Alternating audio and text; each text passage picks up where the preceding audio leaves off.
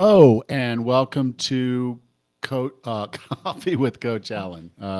It is Friday morning, December 13th. Hope you're not superstitious. It is Friday the 13th. But today we're going to talk about a few tips for nutrition that I believe will go a long way towards helping you if your primary goal is weight loss.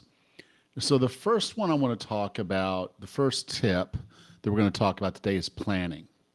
And when I talk about planning, I think of planning at three different levels. You've got to plan the war, you've got to plan the battle, and you got to plan the fight.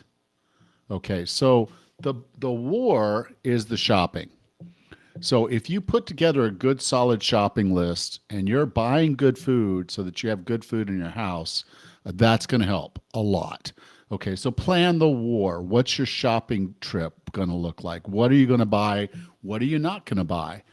Plan that out ahead of time because too often we go to the grocery store hungry and we pick out bad food, and now we have bad food in the house, and we eat the bad food. Okay.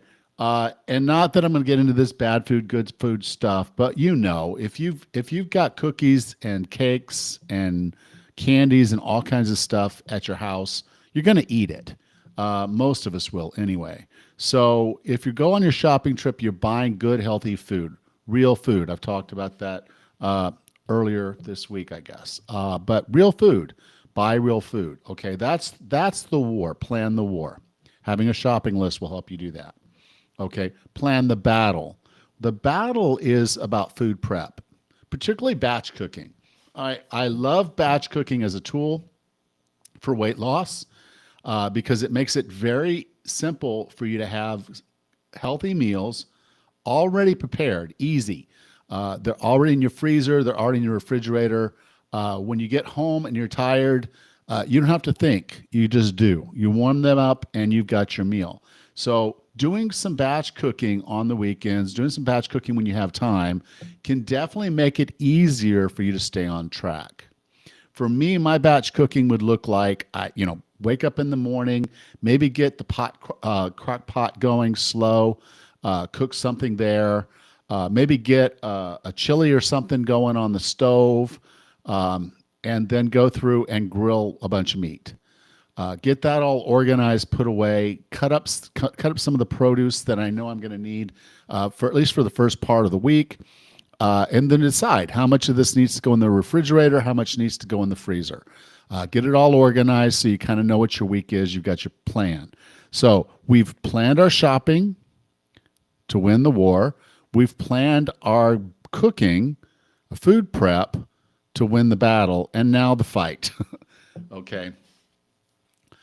To win the fight of food, a lot of times what I find is that if we just go ahead and take just a moment to think before we eat, it changes everything. And so as you get ready to go into a meal, go ahead and plate your food. Um, a lot of people will put the food on the table and they dish it out. This leads sometimes to seconds, thirds. So taking a moment and saying, let's plate the food. Let's look at how much we believe we need. Let's eat that and give ourselves an opportunity to make sure that's enough. But I think if you take the time to plate your food, you'll make sure that you're getting your protein, you'll make sure that you're getting your fiber, and that's going to help you be much more consistent with not overeating. So again, we'll go back to that. Plan the war. The war is the shopping. Have healthy food in your house.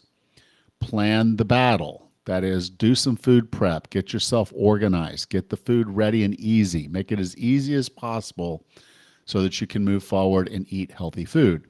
And then the third bit is when it's time to eat, plate your food so you've set down an objective amount of food that you do need to eat, and you stick to that. Okay, so the second tip I do want to talk about today is about slowing down. Okay. If you slow down, you give your body time to recognize that it's full. Too often we overeat because we've eaten too fast. So, my second tip for weight loss is to slow down on your eating. Okay. And my third tip that I'm going to leave you with today is for you to stop eating before you get too full and don't eat unless you're at least a little bit hungry. Now, in the Japanese Okinawan area, they have a process, a thing they call, let me read this, hara hachi bu. And basically, what it means is it means stop eating at 80% full. Okay. And the premise there is that we can avoid, if we avoid overeating, we're going to be healthier. They've known this for centuries, and this is a process with which how they eat.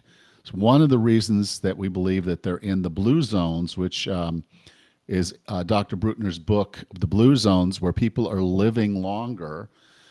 They're healthier, and they're healthier for a lot of different reasons, but one is they don't overeat. So if you're really struggling, I want you to do a lot more planning. I want you to slow down, and I want you to stop before you get too hungry. I mean, before you get too full. And start only when you know you need to eat. I like to think of it in terms of a hunger range of like 4 to 8, if you're looking at a clock, 1 to 12. And so 4 to 8, if you're in that 4 to 8 range, not time, but just between 1 and 12. So you're in that middle range, you want to stay there. If you find yourself getting hungry, eat before you get below a 4. And if you eat, stop before you get to 8. And if you'll do that consistently, you won't overeat, and you will lose weight. It's just going to happen. So these are my 3 tips I wanted to share today. If you have any questions, just go ahead and reach out.